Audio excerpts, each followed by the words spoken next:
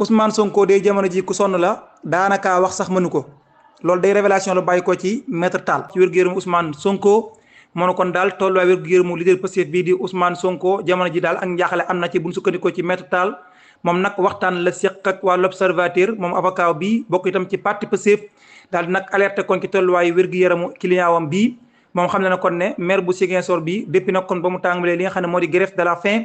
ca daal ba nu ko téyee loolu nag daal dinay indi jafe-jafe nag ci ak wér-gi-yaramam maître Tall kon daal di wax daal ne wér-gi-yaramam daal dinay doy waar ba nga xam ne sax autorités yi nga xam ne ñoo nekk administration pénitentiaire dañ ko mujjee kon génne yóbbu ko évacué ko rawale ko ci hôpital principal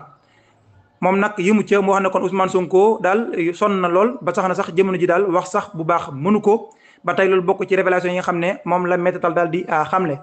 ci jamono joo xam ne kon moom maire bu Ziguinchor bi kon nee ñu kon ma nga ca pavillon spécial wala ma nga ca pavillon de la Teranga nekk ca hôpital principal bu Dakar depuis démb nga xam ne daal ay médecins militaires ñoo koy suivre di ko taxaw ci wàllu wér-gu-yaram. lenn ci kàddu yi maître Tall wax waa RFM wedd nañu ko nee nañ amul loolu yi nag mooy information bi nga xam ne ñu ngi koy wax ci lu ñeel mbir Ousmane Sonko ne dañ koo daal jël rawale ko ci hôpital principal ginnaaw ba mu lànkee bañ a lekk ngir lu ñeel grève de la faim bi mu nekk.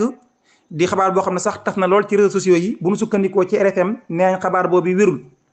waaye RFM daal ñoom li ñu wax mooy liñ ne dañ ne Ousmane Sonko mii nekkoon kilifa parti Pastef dañ koy yóbbu ci benn institut sanitaire ngir di ko fa taxaw maanaam daal ba nga ci hôpital principal RFM nee nañ xabaar boobu ginnaaw ba ñu ko vérifié du xabaar bu wér. ñu waxaat ci faatu xale bii daan wéy ko turu Baara Ba te ñu xam ne kon dañ koo faat fee ca Pikine autopsie nag defoon nañ ko ki jëmmam résultat ya génn na ñàkkale xabaar bi léegi ginnaaw bu ñu santee baax gërëm sunu partenaire moom Serigne Ahmad Diaw nag moo ngi ci mën naa jokkoo ak moom te gaaw na Pikine fan yii Baara Ba moom mi nga xam ne kon dañoo wax ne dañu koo faat fee ca Pikine fan yii moom nag xale bii Baara Ba ay atam mi ngi tolloon ci 2 fukki at ak juróom ñoo xam ne kon bal moo ko daloon mu daal dafay jaare am ay gaañu-gaañu jaare ca ñàkk bakkanam résultat autopsie bi kon daal dinay génn buñ sukkandikoo ci libération nag mi joxe xabaar bi daal résultat autopsie bi daal la ñu waxoon ci début ba rek moom la daal di dëggal te mooy bal moo ko daal di dal mu faatu ndax rapport bi nga xam ne def nañ ko ci wala bokk rapport bi nga xam ne génn nañ ko te médecin bi ko doon def génne ko ñu génne ko 2 fan ci weeru août daal la mu wane daal ci gàttal kon mooy arme à feu kon bokk na ci li nga xam ne moo ko daal di faat bi nga xamee sax dal na ko indil na ko jafe-jafe daal mu am nag nàcc daal deret ju tuur ci biiram ci biti ba indil ko nag jaara fa ñàkk bakkanam moom Baara Ba mi kon ne ñu mi ngi faatu ci manifestation yi amoon fee ca Pikine ginnaaw bi ñu jàppee président Ousmane Sonko moom Baara Ba mii nag ci daal partisan Ousmane Sonko yi la bokkoon kon moom nee ñu kon daal arme à feu bi ñu doon wax wala boog daal dañ ko dóor bal gi ñu doon wax ne moo ko daal di faat loolee kon autopsie bi loolu rek daal di dëgg. ñu waxaat ci mbirum Juan Branco Jamil Sané moom day nee ñu soupçonné nañu ko ci jàpp na bokk na ci ñi dimbali avocat français bi ba mu dugg ci biir réewum Sénégal ci la jaarul yoon. moom mooy meeru Parcelles Assainies dañ koo téye woon sax ci wàllum yoon waaye daal moom mi itam nee ñu daal xel tey na ci moom ci ne bokk na ci ñi dimbale Juan Branco mu dugg ci réewum Sénégal Juan Branco mi nga xam ne mandat d'arrêt international la ñu tegoon ci kawam mu fexe ba dugg ci réewum Sénégal ci lu jaaru yoon rôle bi nga xam ne nag moom Jamil Sané def na ko ci moom leeralagun dëgg-dëgg ban rôle la ci waaye daal xel tey na ci moom ci ne jàppale na ko bu ñu sukkandikoo ci l'Observateur moo joxe xabaar bi xam la itam daal wër gi ñuy wër ñi nga xam ne jàpp nañ ne dimbali nañu avocat bii di Juan Branco mu dugg ci réewum Sénégal mi ngi wéy te loolu sax moo waral ñu teg loxo maire bu Sangalkam di Pape Sow mi nga xam ne kon téye nañ ko enquête bi dama wane daal mooy nee ñu bokk nañ ci ñi ko daal dimbali ba mu mën a am daal fa mu aberso maanaam fa mu mënoon a nekk ca Lagros maanaam daal fa mu daloon ci Lagros moom Pape Sow mii dugal na ci loxoom ngir mën a am hébergement benn hôtel daal bu nekk foofu ca Lagros moom Pape Sow mii bokk na ci ñi ko organisé ba mën a nekk foofee ci fàttali itam moom maire bu Parcelles Assainies mii ñu nga xam ne jamono ji mi ngi ci loxoy yoon te ñu jàpp ko ci ndigal procureur xel itam daa tey ci moom ne bokk na ki ñu doon financé manifestation yi amoon foofee ci ab commune am ginnaaw ba nu jàppee Ousmane Sonko. la coordinatrice de la CPS de Tambacounda sous mandat de dépôt moom coordinatrice bu jeunesse patriotique du Sénégal CPS section bu Tamba waaye itam doon bàyyi waale xel itam Kédougou moom mii daan wéy turu soxna Fatima Sahara Wage nee ñu kon daal dinay fanaan guddeem gu njëkk ci prison moom mii nag dañu ko jàppoon doon ko toppe appel à l'insurrection ginnaaw nag génn boo xam ne def na ko jaaraka ci réseaux sociaux yi jot naa am nag ñetti retour de parquet laataa kon ñoo di koy def nag sous mandat de dépôt yóbbu ko ci kaso bi. Sitor Ndour yóbbu na ci yoon Damboj di sàkku ci moom 500 millions francs CFA moom mii jiite woon SAED Sitor Ndour yóbbu ci yoon syndicaliste bi di Dame Mbodj ngir lu ñëw wàllum diffamation ci acquittement maanaam fetal gi nga xam ne kon fetaloon nañ ko ci lu ñëw mbirum viol bi ñu ko tuumaaloon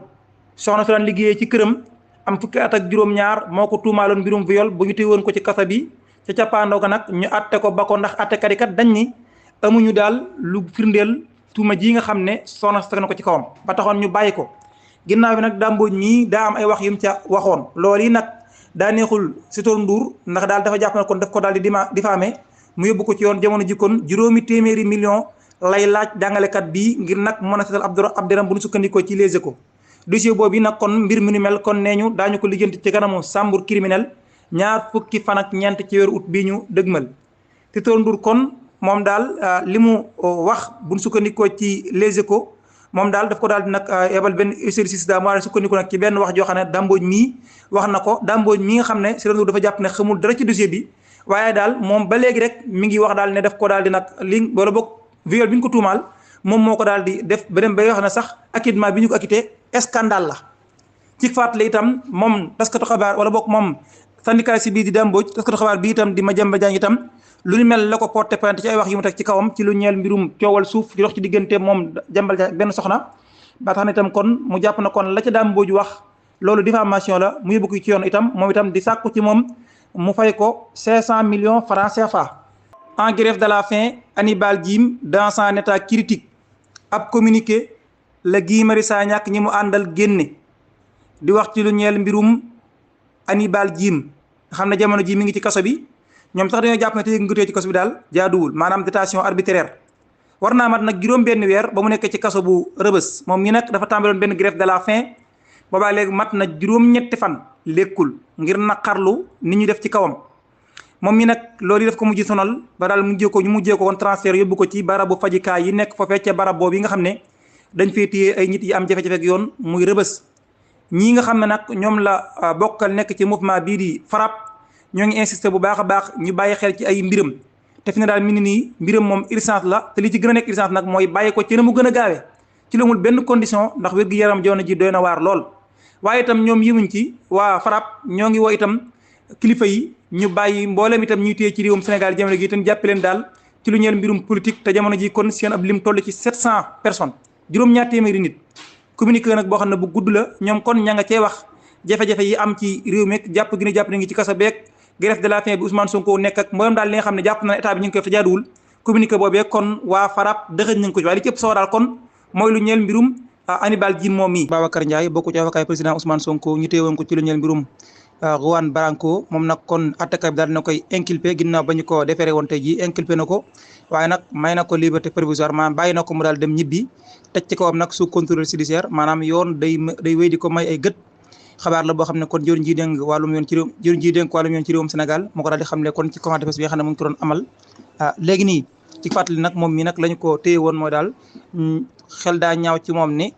wala bokk njort daa ñaaw ci moom ni daal bokk na ci dimbali Juan Branco mu dugg réewum Sénégal moo taxoon ñu téye ko kon moom daal bàyyi nañ ko waaye nag teg nañ ci kawam sous contrôle judiciaire